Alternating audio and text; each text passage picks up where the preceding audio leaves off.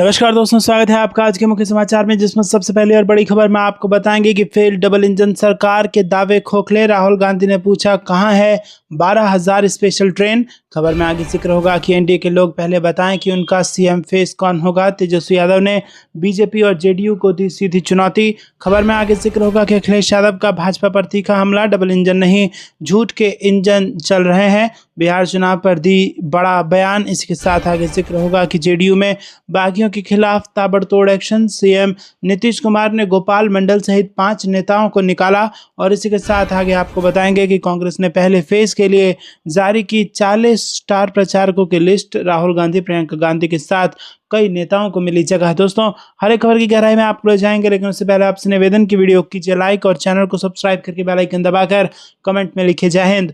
रुक करते हैं सबसे पहली और बड़ी खबर की तरफ। फेल डबल इंजन सरकार के दावे खोखले। राहुल गांधी ने पूछा कहां है 12,000 स्पेशल ट्रेन। जी हाँ दोस्तों, मोदी सरकार ने त्योहारों के मौसम में हजारों स्पेशल ट्रेन चलाने का दावा कर रही है, लेकिन इसका असर ज्यादा दिख नहीं रहा है। विपक्षी नेताओं ने इसे लेकर केंद्र सरकार पर निशाना साधा है।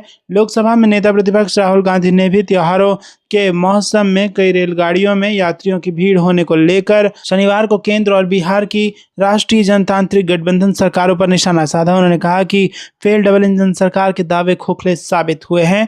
गांधी ने ये सवाल भी किया कि 12,000 स्पेशल ट्रेनें कहां हैं। राहुल गांधी ने कुछ रेलगाड़ियों में यात्रियों की भीड़ से जुड़े वीडियो साझा करते हुए एक्स पर पोस्ट किया कि त्योहारों का महीना है। दिवाली, भाईजूज, छठ, बिहार में इन त्योहारों का मतलब सिर्फ आस्था नहीं, घर लौटने का लालसा है। मिट्टी की खुशबू, परिवार का स्नेह, गांव का अपनापन। लेकिन ये लालसा अब एक संघर्ष बन चुकी है। राहुल गांधी ने कहा कि बिहार जाने वाली ट्रेनें ठसाठस भरी हैं, टिकट मिलना असंभव है और सफर अमानवीय हो गया है। कई ट्रेनों में क्षमता से 200% तक यात्री सवार हैं। लोग दरवाजों और छतों तक पर लटके हैं। उन्होंने आरोप लगाते हुए कहा कि फेल डबल इंजन सरकार के दावे खोखले हैं। रुक करते हैं अगली ब्रेकिंग न्यूज की तरफ। एनडीए के लोग पहले बताएं कि उनका सीएम फेस कौन होगा। तेजस्वी यादव ने बीजेपी जेडीयू को दी सीधी चुनौती। जी हाँ दोस्तों, बिहार चुनाव में सीएम फेस को लेकर बीजेपी और जेडीयू घिरती नजर आ रही है। आरजेडी नेता और महागठबंधन के मुख्यमंत्री पद के उम्मीदवार तेजस्वी यादव ने रविवार को एनडीए पर जोरदार निशाना साधते हुए कहा कि सरकार बनाने का दावा करने वाले लोग पहले बताएं कि एनडीए में सीएम फेस कौन है। पटना में मीडिया से बातचीत के दौरान तेजस्वी यादव ने कहा कि एनडीए के पास दिखाने और अगले 5 साल तक का कोई रोड मैप नहीं है, लेकिन तेजस्वी यादव ने जो चुनावी घोषणाएं की हैं उसे सरकार बनने के बाद धरातल पर लाया जाएगा। एक एक वादे को पूरा करने का काम किया जाएगा। बिहार की जनता ने तेजस्वी के 17 महीनों का कामकाज देखा है। उन्होंने दावा किया कि उनकी पार्टी अपने वादों को पूरा करने में विश्वास रखती है। हम जो कहते हैं उसे करते हैं। हमने जो वादे किए हैं उन्हें पूरा किया है। अब जो हम कह रहे हैं उसे भी पूरा करेंगे। दूसरे लोग टिप्पणी करें या आलोचना करें, हमें जवाब देने की ज़रूरत नहीं है। हम जनता को स्पष्ट बता रहे हैं कि अगले 5 साल में हम क्या करेंगे। इस बार बिहार की जनता बदलाव के लिए बेचैन है। तेजस्वी ने अगले 5 वर्षों के लिए अपनी पार्टी की योजनाओं का जिक्र करते हुए कहा कि हम जनता को बता रहे हैं कि अगले 5 साल में हम क्या करने जा रहे हैं।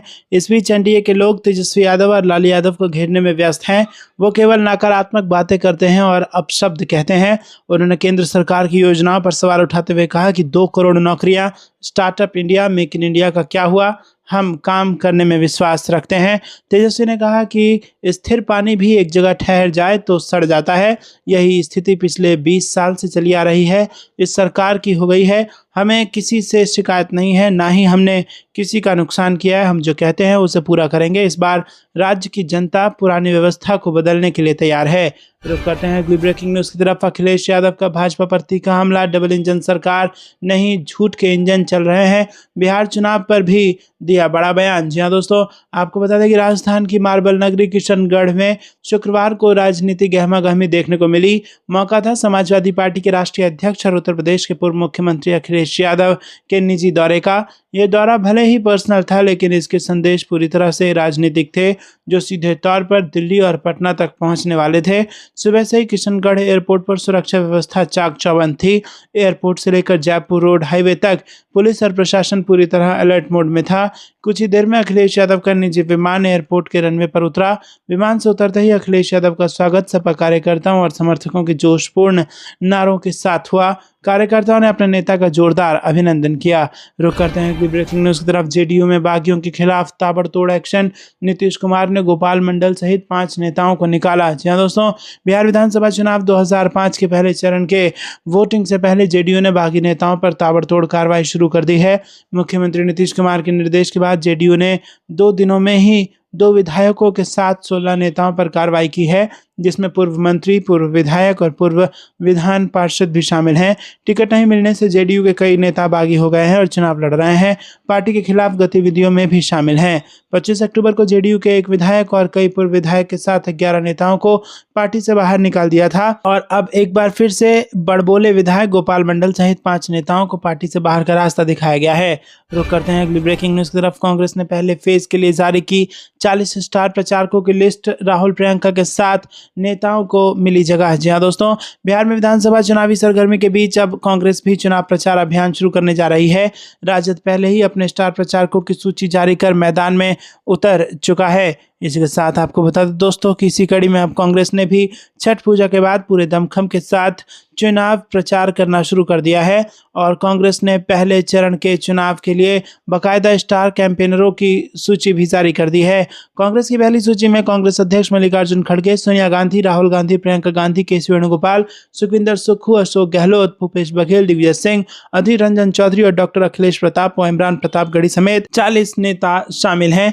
रुक करते हैं अगली ब्रेकिंग न्यूज की तरफ। ओवैसी की पार्टी को बड़ा झटका, एआईएमआईएम छोड़ कई नेता आरजेडी में हुए शामिल। जी हाँ दोस्तों, आपको बता दें कि बिहार विधानसभा चुनाव की सरगर्मियों के बीच असदुद्दीन ओवैसी की पार्टी एआईएमआईएम को बड़ा झटका लगा है। रविवार को एआईएमआईएम के कई नेताओं ने राष्ट्रीय जनता दल का दामन थामा। पार्टी नेता तेजस्वी यादव ने एआईएमआईएम के नेताओं को राजद में शामिल कराया। भाजपा और जेडीयू के नेताओं ने भी राजद ज्वाइन की है। एआईएमआईएम छोड़कर राजद ज्वाइन करने वाले नेताओं में जफर इस्लाम, मुफ्ती अतहर जावेद, मुफ्ती सुफियान, नेहाल अख्तर, कैसर राही, नियाजुल हसन, अरसी अजीज, अब्दुल कयूम और कलीमुद्दीन शामिल हैं। रुक करते हैं अगली ब्रेकिंग न्यूज की तरफ। जब सत्ता अपराधियों की ढाल बन जाए तो सतारा लेडी डॉक्टर सुसाइड केस में राहुल गांधी ने दिया ये बयान। जी हाँ दोस्तों, आपको बता दें कि महाराष्ट्र के सतारा में लेडी डॉक्टर के सुसाइड मामले पर बवाल मचा हुआ है। डॉक्टर ने सुसाइड से पहले सीनियर अफसरों पर गंभीर आरोप लगाए थे। इस मामले में आरोपी पुलिस सब इंस्पेक्टर ने सरेंडर कर दिया है। इसको लेकर लोकसभा में नेता विपक्ष और कांग्रेस सांसद राहुल गांधी ने महाराष्ट्र सरकार पर निशाना साधा। राहुल गांधी ने रविवार को एक्स पर पोस्ट कर कहा कि महाराष्ट्र के सतारा में उत्पीड़न से तंग आकर महिला डॉक्टर ने आत्महत्या की, जो किसी भी सभ्य समाज की अंतरात्मा को झकझोर देने वाली त्रासदी है। उन्होंने लिखा कि एक होनहार डॉक्टर बेटी जो दूसरों का दर्द मिटाने की आकांक्षा रखती थी, भ्रष्ट सत्ता और तंत्र में बैठे अपराधियों की प्रताड़ना का शिकार बन गई। लोकसभा में नेता विपक्ष ने कहा कि जिससे अपराधियों में जनता की रक्षा की जिम्मेदारी दी गई थी, उसी ने इस मासूम के खिलाफ सबसे घिनौना अपराध किया, इसके साथ शोषण किया। उन्होंने आगे कहा कि रिपोर्ट के अनुसार बीजेपी से जुड़े कुछ प्रभावशाली लोगों ने उस पर भ्रष्टाचार का दबाव डालने की कोशिश भी की। सत्ता संरक्षित आपराधिक विचारधारा का ये सबसे घिनौना उदाहरण है और यह आत्महत्या नहीं, संस्थागत हत्या है। रुक करते हैं अगली ब्रेकिंग न्यूज की तरफ। पहले चरण के चुनाव से पहले बीजेपी को बड़ा झटका, प्रगति मेहता आरजेडी में हुई शामिल। जी दोस्तों, बिहार विधानसभा चुनाव को लेकर सियासी शतरंज का खेल जोरों पर है। राजनीतिक दल जातिगत समीकरण साधने और जीत सुनिश्चित करने के लिए शहमात की रणनीति अपना रहे हैं और इसी कड़ी में राष्ट्रीय जनता दल ने एक बड़ा दांव खेलते हुए भारतीय जनता पार्टी के पूर्व नेता प्रगति मेहता को अपनी पार्टी में शामिल कराया है। प्रगति मेहता की आरजेडी में वापसी हो गई है। दोस्तों, प्रगति मेहता जो पहले आरजेडी के टिकट पर लोकसभा चुनाव लड़ चुके हैं, इन्हें कुछ समय पहले जनता दल यूनाइटेड और फिर बीजेपी का दामन थामा था। हालांकि बीजेपी से टिकट नहीं मिलने से नाराज होकर उन्होंने पार्टी छोड़ दी और अब आरजेडी में वापसी की है। आरजेडी नेता और बिहार के पूर्व उप मुख्यमंत्री तेजस्वी यादव ने पटना स्थित अपने सरकारी आवास पर प्रगति मेहता को पार्टी की सदस्यता दिलाई। रुक करते हैं अगली ब्रेकिंग न्यूज की तरफ। वोटों के लिए तेजस्वी यादव का डबल दाव, पंचायत प्रतिनिधियों को डबल भत्ता, कारीगरों को 5 लाख का ऋण। जी हाँ दोस्तों, यहाँ पर बिहार विधानसभा चुनाव में मतदान की तारीख नजदीक आने के साथ ही चुनावी घमासान तेज हो गया है। राष्ट्रीय जनता दल के नेता और विपक्षी महागठबंधन के मुख्यमंत्री पद के उम्मीदवार तेजस्वी यादव ने एक बड़ी प्रेस कॉन्फ्रेंस में कई महत्वपूर्ण चुनावी वादों की घोषणा की। यादव ने कहा कि अगर महागठबंधन सत्ता में आता है तो वो राज्य की पंचायती राज व्यवस्था के प्रतिनिधियों के लिए भत्ते दोगुने कर देंगे। इस दौरान उनके बगल में विकासशील इंसान पार्टी के प्रमुख और गठबंधन के उप मुख्यमंत्री पद के उम्मीदवार मुकेश साहनी मौजूद थे। तेजस्वी यादव ने पंचायत प्रतिनिधियों को बड़ा लाभ देने का वादा करते हुए कहा कि पंचायतों और ग्राम कचहरी के प्रतिनिधि लंबे समय से पेंशन लाभ की मांग कर रहे थे। हमने फैसला किया है कि उन्हें पेंशन मिलेगी। इसके अतिरिक्त उन्हें 50 लाख रुपए का बीमा कवरेज भी दिया जाएगा। उन्होंने सार्वजनिक वितरण नेटवर्क में काम करने वालों का मार्जिन बढ़ाने का भी वादा किया। आपको यह कुछ लगता है दोस्तों, कमेंट में बताइए। वीडियो को लाइक नहीं किया तो लाइक जरूर कीजिएगा। रुक करते हैं अगली ब्रेकिंग न्यूज की तरफ। शाह के दौरे के चलते आरजेडी की खगड़िया रैली रद्द, प्रशासन ने नहीं दी इजाजत। तेजस्वी बोले यह है तानाशाही। जी हां दोस्तों, आपको बता दें कि बिहार के खगड़िया जिले में चुनावी हलचल के बीच आरजेडी नेता तेजस्वी यादव की प्रस्तावित जनसभा रद्द कर दी गई। प्रशासन ने इस कार्यक्रम की अनुमति देने से इनकार कर दिया है। बताया जा रहा है कि गृह मंत्री अमित शाह के आगामी दौरे के चलते यह निर्णय लिया गया है। प्रशासनिक आदेशों के मुताबिक 25 अक्टूबर 2025 को संसारपुर खेल मैदान में तेजस्वी यादव की जनसभा आयोजित की जानी थी, लेकिन भूमि सुधार कार्यालय कोषांग खगड़िया की ओर से जारी पत्रांक संख्या 36 दिनांक 24 अक्टूबर 2025 के अनुसार सभी की अनुमति अस्वीकृत कर दी गई है। पत्र में कहा गया है कि अभिषेक वर्मा और चंदन कुमार के प्रतिनिधियों ने जनसभा के लिए आवेदन 23 अक्टूबर को जमा किया था और इसके बाद थाना प्रभारी मुफस्सिल खगड़िया और अंचलाधिकारी खगड़िया ने अपने अपने प्रतिवेदन प्रस्तुत किए। रुख करते हैं अगली ब्रेकिंग न्यूज की तरफ। सांसद पप्पू यादव को मिला इनकम टैक्स का नोटिस, सोशल मीडिया पर पोस्ट कर खुद बताई वजह। जी हां दोस्तों, पूर्णिया के निर्दलीय सांसद पप्पू यादव को इनकम टैक्स का नोटिस मिला है। नोटिस में इनकम टैक्स डिपार्टमेंट ने पप्पू यादव पर बाढ़ पीड़ितों को पैसे बांटने के अपराध बताया।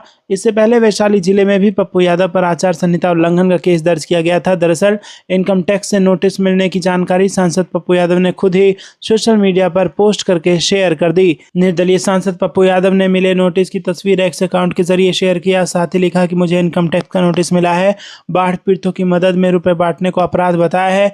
यह अपराध है तो मैं हर वंचित पीड़ित की सहायता का अपराध सदैव करता रहूंगा। आगे पप्पू यादव ने यह भी लिखा कि वैशाली जिले के नया गांव पूर्वी पंचायत अंतर्गत मनियारी गांव के बाढ़ पीड़ितों जिनका घर द्वार सब गंगा जी में विलीन हो गया, उनका मदद न करता तो क्या गृह राज्य मंत्री, स्थानीय एमपी जैसे स्वघोषित सीएम उम्मीदवारों की तरह मूक दर्शक बना रहता। इस तरह से पप्पू यादव ने इशारे इशारे में तंज भी सरकार पर कसा। बता दें कि लगभग 2 हफ्ते पहले सांसद पप्पू यादव वैशाली जिले में पहुंचे थे और इस दौरान उन्होंने अलग अलग बाढ़ प्रभावित इलाकों का निरीक्षण किया था। इसके साथ ही बाढ़ पीड़ितों को मदद के रूप में कुछ रुपए भी बांटे थे। इससे जुड़ा एक वीडियो भी सोशल मीडिया पर खूब वायरल हुआ था, जिसके बाद इस मामले में सहदेई थाने में एफआईआर दर्ज की गई थी। साथ ही पप्पू यादव पर बिहार चुनाव को लेकर आदर्श आचार संहिता के उल्लंघन का आरोप भी लगा था। ऐसे में अब सांसद को इनकम टैक्स डिपार्टमेंट की तरफ से नोटिस भी जारी कर दिया गया है। रुक करते हैं अगली ब्रेकिंग न्यूज की तरफ। परम मित्र की जेब भरने में मशगूल पीएम मोदी, अडानी समूह में एलआईसी के निवेश की पीएससी जांच होनी चाहिए, कांग्रेस ने उठाया मुद्दा। जी हां दोस्तों, कांग्रेस अध्यक्ष मल्लिकार्जुन खड़गे ने एलआईसी द्वारा अडानी समूह में बड़े पैमाने पर निवेश करने की खबर पर सरकार को घेरते हुए कहा कि अपने परम मित्र की जेब भरने में मशगूल मोदी जी 30 करोड़ एलआईसी पॉलिसी धारकों की गाढ़ी कमाई क्यों लुटा रहे हैं। साथ ही पार्टी ने एलआईसी के निवेश की संसद की लोक लेखा समिति से जांच कराने की मांग की। कांग्रेस ने अमेरिका अखबार वाशिंगटन पोस्ट की एक खबर का उल्लेख करते हुए कहा कि ये पूरा मामला पीएससी के जांच अधिकार क्षेत्र में आता है। वहां पर आपको बता दें दोस्तों कि एलआईसी ने खबर को झूठ और निराधार करार दिया है। वहीं इन आरोपों पर फिलहाल अडानी समूह या सरकार की तरफ से कोई प्रतिक्रिया नहीं आई है। कांग्रेस अध्यक्ष मल्लिकार्जुन खड़गे ने इस पर लिखा कि प्रत्यक्ष लाभ अंतरण की असली लाभार्थी भारत की आम जनता नहीं बल्कि मोदी के परम मित्र हैं। उन्होंने सवाल किया कि क्या एक आम वेतनभोगी वर्ग का व्यक्ति जो पाई पाई जोड़कर एलआईसी का प्रीमियम भरता है, उसे ये भी मालूम है कि मोदी जी उसकी ये जमा पूंजी अडानी को प्रोत्साहन देने में लगा रहे हैं? क्या ये विश्वासघात नहीं है? क्या ये लूट नहीं है? रुक करते हैं अगली ब्रेकिंग न्यूज की तरफ। देश में 13,198 ट्रेनों, 12,000 स्पेशल ट्रेन चलाने का वादा झूठ, लालू यादव ने पीएम मोदी पर साधा निशाना। जी हां दोस्तों, राजद सुप्रीमो और पूर्व रेल मंत्री लालू प्रसाद यादव ने लोक आस्था के महापर्व छठ के अवसर पर बिहार आने वाले यात्रियों के लिए ट्रेनों की अपर्याप्त व्यवस्था को लेकर केंद्र की एनडीए सरकार पर करारा हमला बोला। उन्होंने सोशल मीडिया प्लेटफॉर्म एक्स पर एक पोस्ट लिखा जिसमें लालू यादव ने कहा कि झूठ के बेताज बादशाह और जुमलों के सरदार सरकार ने सेखी बघाड़ते हुए कहा था कि देश की कुल 13,198 ट्रेनों में से 12,000 रेलगाड़ियां छठ पर्व के अवसर पर बिहार के लिए चलाई जाएंगी। ये भी सफ़ेद झूठ निकला। रुक करते हैं अगली ब्रेकिंग न्यूज़ की तरफ। छतों तक लटके हैं 12,000 स्पेशल ट्रेन कहाँ है? छठ के मौके पर राहुल गांधी का एनडीए की डबल इंजन सरकार पर हमला। जी हाँ दोस्तों, कांग्रेस नेता राहुल गांधी ने शनिवार को दावा किया कि छठ जैसे त्यौहार के मौके पर बिहार जाने वाली ट्रेनें ठसाठस भरी हैं और यात्रियों को दरवाजों और छत पर लटक कर जाना पड़ रहा है। कांग्रेस नेता का दावा है कि कई ट्रेनों में क्षमता से दोगुने यात्री सवार हो रहे हैं। उन्होंने एनडीए सरकार पर डबल इंजन वाला तंज कसते हुए पूछा है कि 12,000 स्पेशल ट्रेन कहाँ है? बिहार में विधानसभा चुनाव की भी प्रक्रिया चल रही है और कांग्रेस नेता ने इस मौके पर केंद्र और राज्य सरकार को जोरदार तरीके से घेरने की कोशिश की है। सोशल मीडिया पर लोकसभा में विपक्ष के नेता राहुल गांधी ने प्रधानमंत्री नरेंद्र मोदी के नई ट्रेन को हरी झंडी दिखाने और ट्रेनों की बोगियों में घुसने की जद्दोजहद कर रहे रेल यात्रियों वाले 2 वीडियो शेयर करते हुए बिहार चुनाव और छठ जैसे मौके को देखते हुए उनकी सरकार पर जोरदार हमला किया। राहुल गांधी ने एक्स पर दावा किया कि बिहार जाने वाली ट्रेनें ठसाठस भरी हैं, टिकट मिलना असंभव है और सफर अमानवीय हो गया है। कई ट्रेनों की जितनी क्षमता है उससे 200% तक लोग सवार हो रहे हैं, दरवाजों और छत तक लटक रहे हैं। रुक करते हैं ब्रेकिंग न्यूज़ की तरफ। आरजेडी से ऑफर होता है तो चुनाव से पहले तेज प्रताप यादव का बड़ा बयान। जी हाँ दोस्तों, बिहार के चुनाव में जिन सीटों की सबसे ज्यादा चर्चा हो रही है उनमें से एक महुआ विधानसभा सीट भी है। इस सीट से लालू प्रसाद यादव के बड़े बेटे तेज प्रताप यादव चुनाव लड़ रहे हैं। बता दें कि कुछ ही समय पहले लालू यादव ने तेज प्रताप को राजद पार्टी और परिवार से निकाल दिया था। ऐसे में तेज प्रताप ने नई पार्टी जनशक्ति जनता दल का गठन किया है और भाई तेजस्वी यादव के खिलाफ ताल ठोक रहे हैं। वहीं मीडिया से बात करते हुए तेज प्रताप यादव ने शनिवार को आरजेडी को लेकर एक बड़ा बयान दिया है। मीडिया से बात करते हुए जनशक्ति जनता दल के चीफ तेज प्रताप यादव ने कहा कि महुआ में एक क्रिकेट स्टेडियम भी बनाया जाएगा और मैं ये पक्का करूंगा कि वहां इंडिया बनाम पाकिस्तान मैच खेला जाए। महुआ में मेरा कोई कंपटीशन नहीं है। जेपी लोहिया, कर्पूरी ठाकुर और लालू प्रसाद यादव जैसे सीनियर नेता जननायक हैं। तेजस्वी जननायक नहीं बन सकते क्योंकि वो मेरे पिता की वजह से यहाँ तक पहुँचे हैं। मैं अब लालटेन में नहीं हूँ, मुझे किसी पद का लालच नहीं है। अगर मुझे आरजेडी में कुछ भी ऑफर किया जाएगा तो मैं उसे मना कर दूंगा। मैं कभी किसी के साथ गठबंधन नहीं करूंगा। रुक करते हैं अगली ब्रेकिंग न्यूज़ की तरफ। राजस्थान कांग्रेस में बड़े बदलाव की तैयारी, क्या होगी अशोक गहलोत और सचिन पायलट की भूमिका? जी हाँ दोस्तों, आपको बता दें कि राजस्थान कांग्रेस में एक बड़ा संगठनात्मक बदलाव होने जा रहा है। राहुल गांधी की टीम प्रोजेक्ट संगठन सृजन अभियान के तहत प्रदेश के 50 जिलों में नए जिलाध्यक्षों की नियुक्ति की तैयारी पूरी कर ली गई है। इस प्रक्रिया में पूरे प्रदेश से करीब 3,000 आवेदन प्राप्त हुए हैं और पार्टी सूची सूत्रों के अनुसार पिछले दिनों कांग्रेस के केंद्रीय नेतृत्व ने 30 पर्यवेक्षकों को राजस्थान भेजा था, जिन्होंने जिलावार कार्यकर्ताओं से मुलाकात कर रिपोर्ट तैयार की है। ये रिपोर्ट अब आलाकमान के पास पहुंच चुकी है। पर्यवेक्षकों ने हर जिले से योग्य, सक्रिय और संगठनात्मक रूप से मजबूत कार्यकर्ताओं के नाम सुझाए हैं। रुक करते हैं ब्रेकिंग न्यूज़ की तरफ। बिहार चुनाव में ये 10,000 सिर्फ काजल डालने के लिए हैं, कांग्रेस प्रवक्ता का बीजेपी पर तंज। जी हाँ दोस्तों, आपको बता दें कि यहाँ पर बहस के दौरान महिला सशक्तिकरण के मुद्दे पर बीजेपी और कांग्रेस के प्रवक्ता आपस में भिड़ गए। चर्चा का मुख्य बिंदु था कि पार्टियां महिलाओं को टिकट देने में कंजूसी क्यों करती हैं, जबकि वो महिला आरक्षण व कल्याणकारी योजनाओं की बड़ी बड़ी बातें करती हैं। रुक करते हैं अगली ब्रेकिंग न्यूज़ की तरफ। डिजिटल अरेस्ट मामले पर 27 अक्टूबर को सुनवाई, सुप्रीम कोर्ट ने केंद्र सरकार से मांगा था जवाब। जी हाँ दोस्तों, सुप्रीम कोर्ट जाली दस्तावेज के जरिए धोखाधड़ी का शिकार हुए डिजिटल अरेस्ट पीड़ितों के स्वतः संज्ञान वाले मामले की 27 अक्टूबर को सुनवाई कर रहा है। सुप्रीम कोर्ट की वाद सूची के अनुसार जाली दस्तावेज के जरिए डिजिटल अरेस्ट के पीड़ित विषय वाली स्वतः संज्ञान याचिका सोमवार को जस्टिस सूर्यकांत और जस्टिस जयमाल्या बागची की पीठ के समक्ष सुनवाई के लिए आएगी।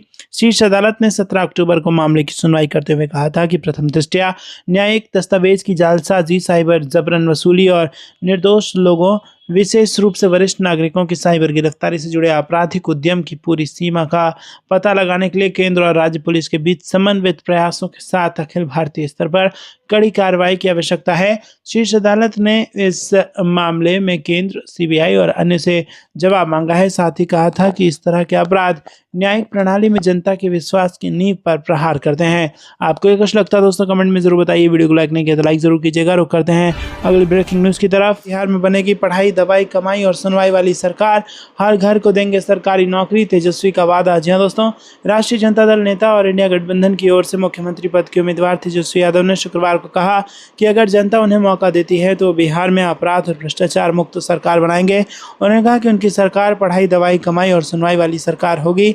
तेजस्वी यादव ने पत्रकारों से बातचीत में कहा कि मैं आधा सच या झूठ नहीं बोलता। आप सब जानते हैं कि मैं जो कहता हूं वो करता हूं। अगर तेजस्वी मुख्यमंत्री बनेगा तो बिहार की जनता मुख्यमंत्री बनेगी। तेजस्वी ने वादा किया कि उनकी सरकार हर घर में एक व्यक्ति को सरकारी नौकरी देगी और राज्य में कार्यरत संविदा कर्मियों एवं समाज में सक्रिय लोगों को नियमित किया जाएगा। उन्होंने कहा कि उनकी प्राथमिकता शिक्षा, स्वास्थ्य, न्याय और रोजगार होगा।